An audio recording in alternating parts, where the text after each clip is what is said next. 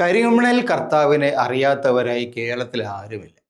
അദ്ദേഹം വലിയ വ്യവസായിയാണ്. വളരെ ഉദാരവാനായ മനുഷ്യനാണ്.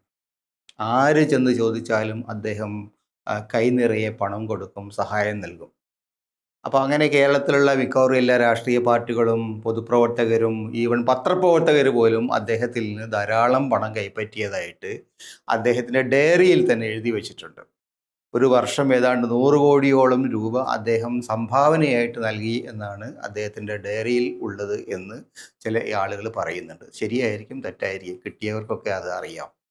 എന്തായാലും ശരി, കരിമണൽ കർത്തായുടെ പ്രധാനപ്പെട്ട പരിപാടി എന്ന് പറയുന്നത് CMRL എന്ന് പറയുന്ന ഒരു കമ്പനിയുടെ നടത്തിപ്പാണ്. ഈ CMRL കമ്പനിയുടെ പരിപാടി കേരളത്തിലുള്ള കരിമണൽ വാരി ശേഖരിച്ചിട്ട് പിന്നെ പ്രോസസ്സിങ്ങിന് വേണ്ടി പുറത്തുള്ള ആളുകൾക്ക് കൊടുക്കുക എന്നുള്ളതാണ്. വളരെ പ്രധാനപ്പെട്ട ഒരു ഏർപ്പാടാണ്. കാരണം കരിമണൽ എന്ന് പറയുന്നത് ലോകത്തെല്ലായിടത്തും കിട്ടുന്നതല്ല. കേരളത്തിലെ ചില പ്രദേശങ്ങളിലുള്ള ഈ ഈ കരിമണൽ വളരെ വളരെ വാല്യുബിൾ ആയിട്ടുള്ള ഒരുപാട് മിനറൽസ്, ധാതുക്കളും ഒക്കെ അടങ്ങിയതാണ്. മോണോസൈറ്റ്, ഇൽമനൈറ്റ് തുടങ്ങിയ ധാതുക്കൾ അടക്കം അതിനകത്തുണ്ട്. ആണവ വികസനത്തിന് പോലും ആവശ്യമുള്ള വളരെ പ്രധാനപ്പെട്ട ധാതുക്കളാണ് ഇത്. അപ്പം അതുകൊണ്ട് ഈ കരിമണൽ അദ്ദേഹം സംഭരിച്ച് വിൽപ്പന നടത്തുന്ന കരിമണൽ എന്ന് പറയുന്നത് ആഗോളതലത്തിൽ തന്നെ വലിയ ആവശ്യമുള്ളതാണ്, വലിയ അന്താരാഷ്ട്ര ബിസിനസ് സാധ്യതകളുള്ളതാണ്. അതുകൊണ്ട് അദ്ദേഹത്തിൻ്റെ ബിസിനസ് എല്ലായ്പ്പോഴും നന്നായിട്ട് തഴച്ചു വളരാറുണ്ട്. പക്ഷേ ഈ സാധനങ്ങൾ കുഴിച്ചെടുക്കുന്ന സമയത്ത് പ്രദേശങ്ങളിൽ നിന്ന് ആളുകൾക്ക് ഒരുപാട് പ്രയാസങ്ങളുണ്ടാവും. ഇതിൻ്റെ ഭാഗമായ തീരദേശത്തെ പല ഗ്രാമങ്ങളിലും അതിൻ്റെ പാരിസ്ഥിതികമായ നിരവധി പ്രശ്നങ്ങൾ, ഒരുപാട് ആളുകൾ അതിനെക്കുറിച്ച് പരാതി പറയാറുണ്ട്. ചില പ്രദേശങ്ങളിൽ സമരങ്ങൾ നടക്കാറുണ്ട്. അപ്പോൾ അതിനെയൊക്കെ പരിഹരിക്കാൻ അദ്ദേഹം കാണുന്ന ഏറ്റവും നല്ല വഴി രാഷ്ട്രീയക്കാരായിട്ടുള്ള ആളുകൾ, അധികാരത്തിലുള്ളിരിക്കുന്ന ആളുകൾക്കൊക്കെ വേണ്ട വിധം കൈ അയച്ച് സംഭാവന ചെയ്യുക എന്നുള്ളതാണ്. സ്വാഭാവികമായിട്ട് ഏർപ്പാട് എല്ലാ മുതലാളിമാരും ചെയ്യാറുള്ളതാണ്. അപ്പോൾ അത് ചെയ്യുന്നത് സീക്രട്ടായിട്ട് ആണ് ചെയ്യാറുള്ളത്. അല്ലാതെ കണക്കിൽ വരവ് വെച്ച് കൊടുക്കുന്ന ഏർപ്പാടും ഉണ്ടാവുമായിരിക്കും. എന്തായാലും ശരി, ഡയറിയിൽ ഇതൊക്കെ രേഖപ്പെടുത്തി വെച്ചിട്ടുണ്ട്. പക്ഷേ കരിമണലായാലും ശരി, മറ്റെന്ത് പരിപാടിയാണെങ്കിലും ശരി, കോർപ്പറേറ്റ് കമ്പനികൾ വളരെ കൃത്യമായിട്ടുള്ള നിയമങ്ങൾക്കനുസരിച്ച് പ്രവർത്തിക്കാൻ ബാധ്യസ്ഥമാണ്.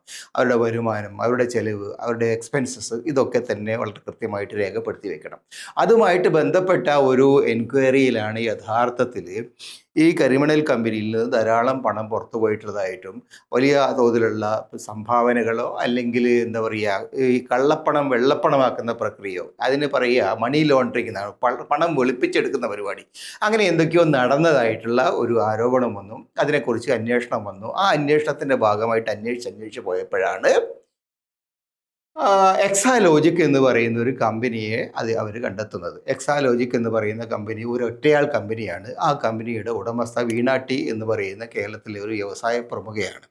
അവർ സ്വന്തമായിട്ടൊരു വ്യവസായം തുടങ്ങിയാണ്. അവരുടെ അഡ്രസ്സ് ആ കാലത്ത് അവർ കൊടുത്തിരുന്ന AKG സെൻറ്റർ എന്ന ട്രിവാൻഡ്രത്തുള്ള ഒരു സ്ഥാപനത്തിൻ്റെ പേരാണ്.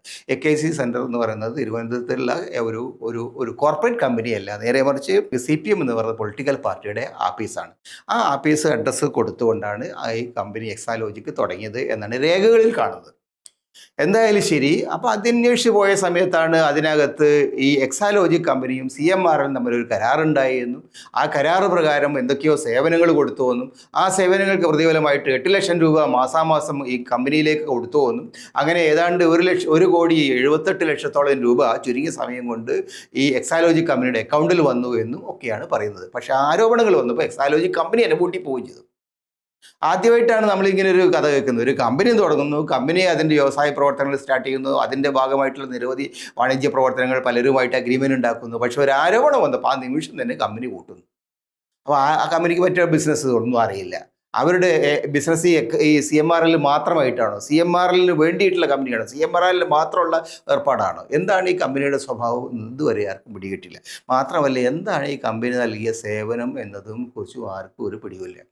അങ്ങനെ സേവനം നൽകാൻ ശേഷിയുള്ള വല്ല എക്സ്പേർട്സും ആ കമ്പനിയിൽ ജോലി ചെയ്തിട്ടുണ്ടോ വെച്ചാൽ ആരെയും കാണാനില്ല. അതിൻ്റെ ഉടമസ്ഥയായിട്ടുള്ള ആൾക്ക് അത്ര വലിയ ഉന്നത വിദ്യാഭ്യാസ സാങ്കേതിക വിദ്യയിൽ വലിയ പരിജ്ഞാനം ഉള്ളതായിട്ട് ഇതുവരെ ആരും പറയുന്നതും കേട്ടിട്ടില്ല. അപ്പം സ്വാഭാവികമായിട്ടും അന്വേഷണം വരുന്നു. അന്വേഷണത്തിൻ്റെ ഭാഗമായിട്ട് സീരിയസ് ഫ്രോഡ് ഇൻവെസ്റ്റിഗേഷൻ ഓഫീസിലേക്ക് ഇത് പോകുന്നു. ആ കേസ് പലതരങ്ങളിൽ പലതരത്തിലുള്ള ചർച്ചകൾ വരുന്നു, ക്വസ്റ്റ്യൻ ചെയ്യൽ വരുന്നു.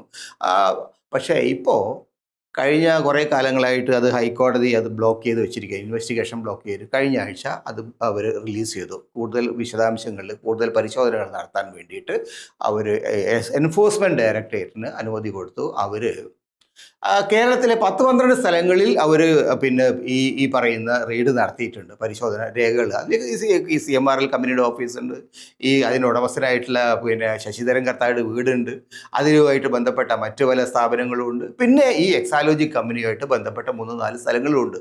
അതിലൊന്ന് പിന്നെ ബേക്കറി ജംഗ്ഷനിലുള്ള പിണറായി വിജയൻ വാടകയ്ക്ക് എടുത്തിരിക്കുന്ന വീടാണ്. അവിടെയാണ് ഇതിൻ്റെ ഉടമസ്ഥയായിട്ടുള്ള എക്സാലോജിക്കിൻ്റെ ഉടമസ്ഥയായിരുന്ന വീണ ടി എന്ന് പറയുന്ന ആൾ താമസിക്കുന്നത്. പിണറായി വിജയൻ്റെ മകളാണ്. അതേപോലെ തന്നെ പിന്നെ കോഴിക്കോട്ട് അബ്ദുൽ ഖാദർ ഹാജി എന്ന് പറയുന്ന പഴയ ഒരു പോലീസ് ഓഫീസറുണ്ട്. അദ്ദേഹത്തിൻ്റെ വീട് റെയ്ഡ് ചെയ്തു. കാരണം എന്താ വെച്ചാൽ വീണാട്ടിയുടെ ഭർത്താവിൻ്റെ വീട് അതാണ്. ഒരു പക്ഷേ ആ ഭർത്താവും ഇവർ അവിടെ താമസിക്കുന്നുണ്ടാവാം എന്ന സംഘത്തിലായി. എന്തായാലും മറ്റൊന്ന് തലശ്ശേരിയിൽ പിണറായിയുടെ കുടുംബ വീടാണ്, വീണാട്ടിയുടെ കുടുംബ വീടാണ്. അപ്പോൾ ഇങ്ങനെയുള്ള ചില വീടുകളിലൊക്കെയാണ് കഴിഞ്ഞ ആഴ്ച റെയ്ഡ് നടത്തിയത്. അതിൻ്റെ ഭാഗമായിട്ടുള്ള കാര്യങ്ങൾ നടത്തി. പക്ഷേ തിരുവനന്തപുരത്തെ റെയ്ഡും കോഴിക്കോട്ടെ റെയ്ഡും അതുപോലെ തന്നെ പിണറായിയിലെ റെയ്ഡും ഒക്കെ കേരളത്തിൽ വലിയൊരു രാഷ്ട്രീയ പ്രകമ്പനം സൃഷ്ടിച്ചിട്ടുണ്ട്. CPMകാർ ഇളകി വന്നിട്ട് ഈ റെയ്ഡിനെതിരായിട്ട് പ്രക്ഷോഭം കൂട്ടുകയാണ്. എത്ര ആലോചിച്ചിട്ടും പിടികിട്ടാത്തൊരു കാര്യം, എന്തുകൊണ്ടാണ് ഒരു കോർപ്പറേറ്റ് കമ്പനിയുടെ അവരുടെ സാമ്പത്തിക ഇടപാടുകളെക്കുറിച്ച് ഒരു ഇൻവെസ്റ്റിഗേഷൻ നടത്തുമ്പോൾ അതിലൊരു രാഷ്ട്രീയ കക്ഷി എന്തിനാ അത്രയും പരിഭ്രാന്തി കാണിക്കേണ്ടത്? രാഷ്ട്രീയ കക്ഷിയുടെ നേതാവിൻ്റെ മകളാണ് എന്നതുകൊണ്ടാണെങ്കിൽ അതേ തരത്തിലുള്ള രാഷ്ട്രീയ കക്ഷിയുടെ നേതാവിൻ്റെ മകനായിട്ടുള്ള കോടിയേരി ബാലകൃഷ്ണൻ മകനെതിരായിട്ട് ഇങ്ങനെ അന്വേഷണം വന്നപ്പോൾ അവരാരും പുറത്തിറങ്ങിയിട്ടില്ലല്ലോ, അവരാരും ഈ വിഷയത്തിലൊന്നും ഇടപെട്ടിട്ടില്ലല്ലോ. അപ്പം ഇതിനകത്ത് വളരെ അത്ഭുതകരമായിട്ടൊരു കാര്യം, CPMും CPMൻ്റെ പ്രവർത്തകരും പറയുന്നത് രാഷ്ട്രീയ കക്ഷി നേതാക്കളെ, പ്രതിപക്ഷ നേതാക്കളെ, SFIO അതുപോലെ തന്നെ എൻഫോഴ്സ്മെൻറ്റ് ഡയറക്ടർ, CBI ഒക്കെ വേട്ടയാടുന്നു. അത് ശരി തന്നെയാണ്. BJP ഭരണത്തിൽ അങ്ങനെ നിരന്തരമായിട്ട് സംഭവിച്ചിട്ടുണ്ട്.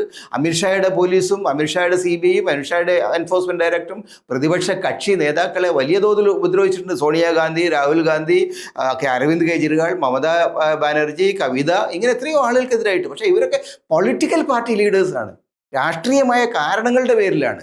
പക്ഷേ എന്തിനു വേണ്ടിയിട്ടാണ് വീണ ടി എന്ന് പറയുന്ന ഒരാളെ ഒരു വേട്ടയാടെന്ന് വെച്ചാൽ പിണറായി വിജയൻ്റെ മകളാണ് എന്ന ഒറ്റ കാരണമാണ് അവർക്ക് പറയാനുള്ളത്. പിണറായി വിജയൻ്റെ മകളാണ് എന്ന ഒറ്റ കാരണം കൊണ്ട് പിണറായി വിജയനെതിരായിട്ട് ഒന്നും അവർ ചെയ്തിട്ടില്ലല്ലോ. പിണറായി വിജയൻ അവർ ക്വസ്റ്റ്യൻ ചെയ്തിട്ടില്ല. പിണറായി വിജയൻ കേസ് പ്രതിയല്ല. അപ്പോൾ ആ നിലയ്ക്കൊക്കെ നോക്കിയാൽ CPMനെ സംബന്ധിച്ചിടത്തോളം അവരിപ്പോൾ റോഡിൽ ഇറങ്ങിയിട്ട് നടത്തിയിരിക്കുന്ന കടന്നാക്രമണങ്ങൾ, എൻഫോഴ്സ്മെൻറ്റ് ഉദ്യോഗസ്ഥന്മാർക്കെതിരായിട്ട് നടത്തിയിരിക്കുന്ന കയ്യേറ്റങ്ങൾ, ഇതൊക്കെ തന്നെ സത്യത്തിൽ പൊതുസമൂഹത്തിനകത്ത് എക്സ്പ്ലെയിൻ ചെയ്യാത്ത ഒരുപാട് വിഷയങ്ങളുണ്ട്. അപ്പം പ്രധാനപ്പെട്ട പ്രശ്നം സംഘപരിവാരവും സംഘപരിവാരത്തിൻ്റെ പോലീസും സംഘപരിവാരത്തിൻ്റെ ഏജൻസികളും ചേർന്നിട്ട് CPMനെ ഉപദ്രവിക്കുന്നതാണ്. അപ്പോൾ CPMന് വേണ്ടിയിട്ട് പിണറായി വിജയനും അതുപോലെ തന്നെ MV ഗോവിന്ദനും ഇതിനെക്കുറിച്ച് ശക്തമായി പ്രതികരിച്ചു. പക്ഷേ പിണറായി വിജയൻ ഒരിക്കൽ പോലും അദ്ദേഹം കഴിഞ്ഞ ദിവസം പത്രസമ്മേളനം നടത്തിയപ്പോൾ നരേന്ദ്രമോദി അയച്ച പോലീസാണ്, അമിത്ഷായുടെ അജണ്ടയാണ് ഇതിന് പിന്നിലെന്ന് പറഞ്ഞിട്ടില്ല. നേരെ മറിച്ച് രാഹുൽ ഗാന്ധി പ്രതിപക്ഷ നേതാവാണ്. പ്രതിപക്ഷ നേതാവായ രാഹുൽ ഗാന്ധി വിചാരിച്ചാൽ എൻഫോഴ്സ്മെൻറ്റ് ഡയറക്ടറെ ഇങ്ങോട്ട് അയക്കാൻ പറ്റും. പക്ഷെ അദ്ദേഹത്തിൻ്റെ ആരോപണവും അദ്ദേഹത്തിൻ്റെ പ്രതിഷേധവും ഒക്കെ തന്നെ കോൺഗ്രസിനോടും രാഹുൽ ഗാന്ധിയോടുമാണ്. അപ്പോൾ അതൊക്കെ ചൂണ്ടിക്കാണിക്കുന്നത് എവിടേക്കോ ചില സംഗതികൾ ഒരു മണക്കുന്നുണ്ട്, ചില ചീഞ്ഞു നാറുന്നുണ്ട്. ആ ചീഞ്ഞു നാറിൽ CPMനെ സംബന്ധിച്ചിടത്തോളം ഈ തെരഞ്ഞെടുപ്പും കൂടി തോറ്റ സമയത്ത് ഈ ചീഞ്ഞു നാറൽ ആ പാർട്ടിയെ എവിടെ എത്തിക്കും? ഈ കരിമണൽ ഈ കർത്താവുമായിട്ട് പാർട്ടിക്കുള്ള ബന്ധത്തെക്കുറിച്ചുള്ള ആലോചനകൾ, ഇടപാടുകൾ, അന്തഃപുരങ്ങളിൽ എന്താണ് സംഭവിച്ചതിൻ്റെ ചോദ്യങ്ങൾ കൂടുതൽ പാർട്ടിക്കകത്തും പുറത്തും ഉയർന്നു വരും.